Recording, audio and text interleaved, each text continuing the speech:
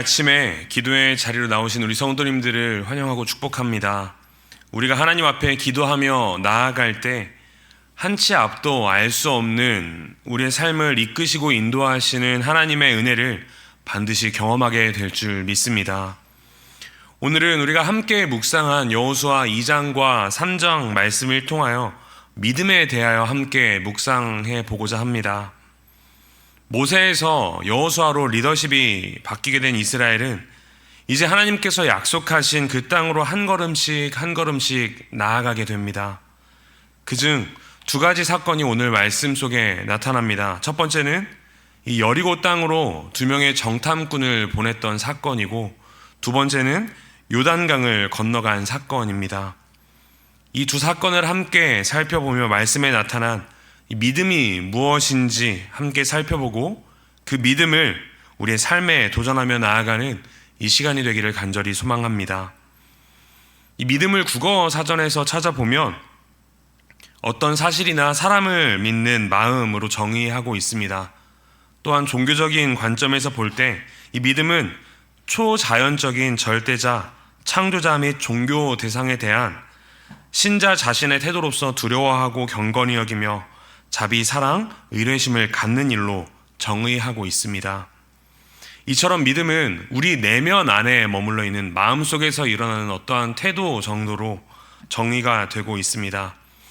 하지만 오늘 우리가 말씀을 통해서 묵상할 믿음은 그저 내면 안에 머물러 있는 것이 아닙니다.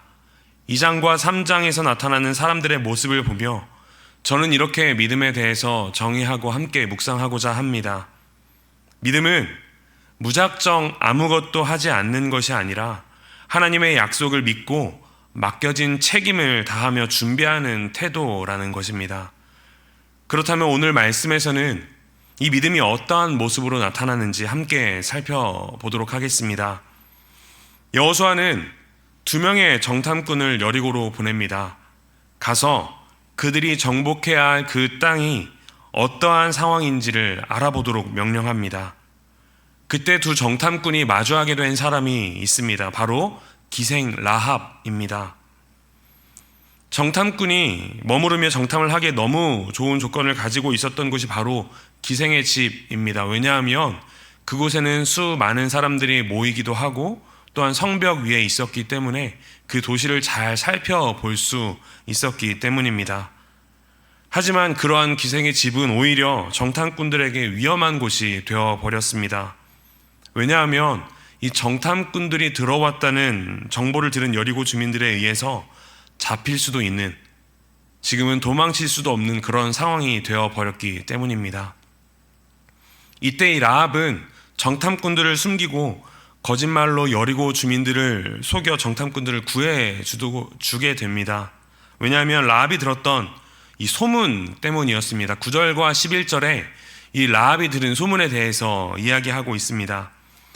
여호와께서 이 땅을 너희에게 주신 줄을 내가 아노라. 우리가 너희를 심히 두려워하고 이 땅 주민들이 다 너희 앞에서 간담이 동나니 우리가 듣자 곧 마음이 녹았고 너희로 말미암아 사람이 정신을 잃었나니 너희의 하나님 여호와는 위로는 하늘에서도 아래로는 땅에서도 하나님이시니라.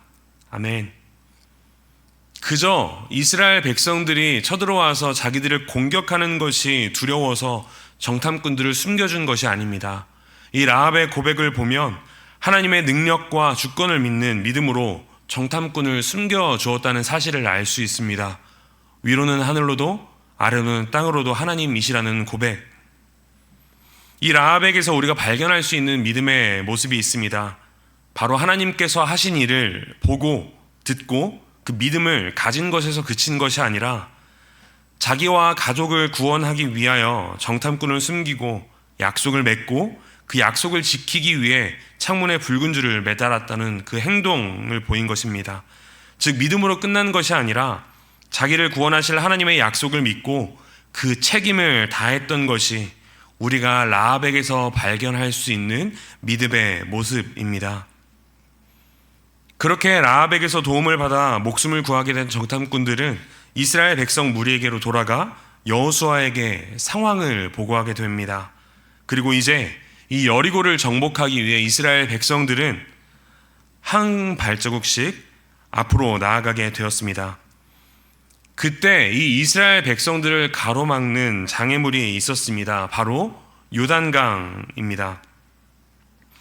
이스라엘 백성들은 반드시 요단강을 건너야만 여리고로 향할 수 있었습니다. 이때 이스라엘 백성들에게 믿음의 모습이 필요했습니다. 왜냐하면 하나님께서 이렇게 명령하셨기 때문입니다.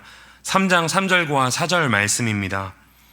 백성에게 명령하여 이르되 너희는 레위 사람 제사장들이 너희 하나님 여호와의 언약궤 매는 것을 보거든 너희가 있는 곳을 떠나 그 뒤를 따르라. 그러나 너희와 그 사이 거리가 2000규빗쯤 되게 하고 그것에 가까이 하지는 말라. 그리하면 너희가 행할 길을 알리니 너희가 이전에 이 길을 지나보지 못하였음이니라 하니라. 아멘. 하나님께서 이전에 행하셨던 기적, 이 홍해를 가르고 백성들을 건너게 하셨던 기적을 경험한, 직접 눈으로 본 이스라엘 백성들은 이제 모두 광야에서 끝이 났습니다. 그리고 그 기적을 직접 경험하지 못했던 새로운 세대가 이제는 요단강을 앞에 두고 있습니다. 이때 이스라엘 백성들이 이렇게 반응합니다.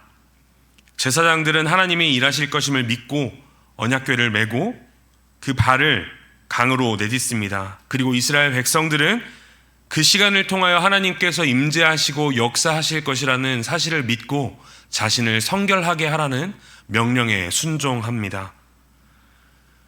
이스라엘 백성들에게 일어난 이 요단강의 사건은 이들의 믿음의 모습을 분명히 보여줍니다. 지금 우리는 과거에 이 역사를 보며 기적이 일어났음을 당연하게 알고 있지만 당시 이스라엘 백성들에게 있어서 기적은 아직 일어나지 않은 두려운 미래에 대한 도전이었기 때문입니다.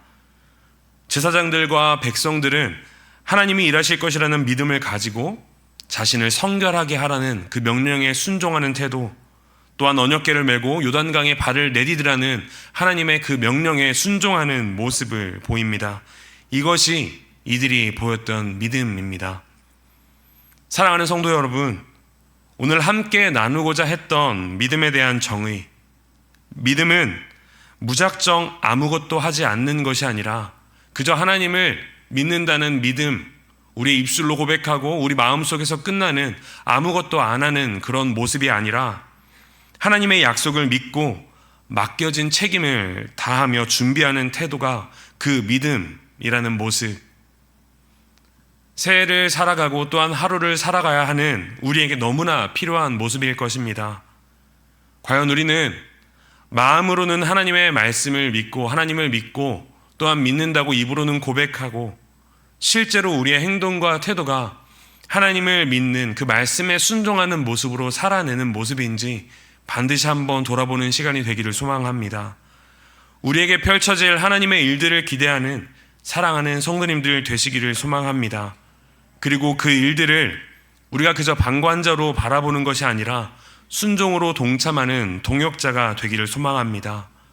간절히 바라기는 오늘 하루 또 올 한 해 우리가 행해야 할 믿음의 모습이 그저 마음에서 머물러 있는 것이 아니라 행동과 태도로 나타나는 그런 믿음의 한 해가 되시기를, 그리고 오늘 하루가 되시기를, 그래서 하나님의 일하심을 직접 경험하는 저와 사랑하는 우리 성도님들 되시기를 간절히 소망합니다.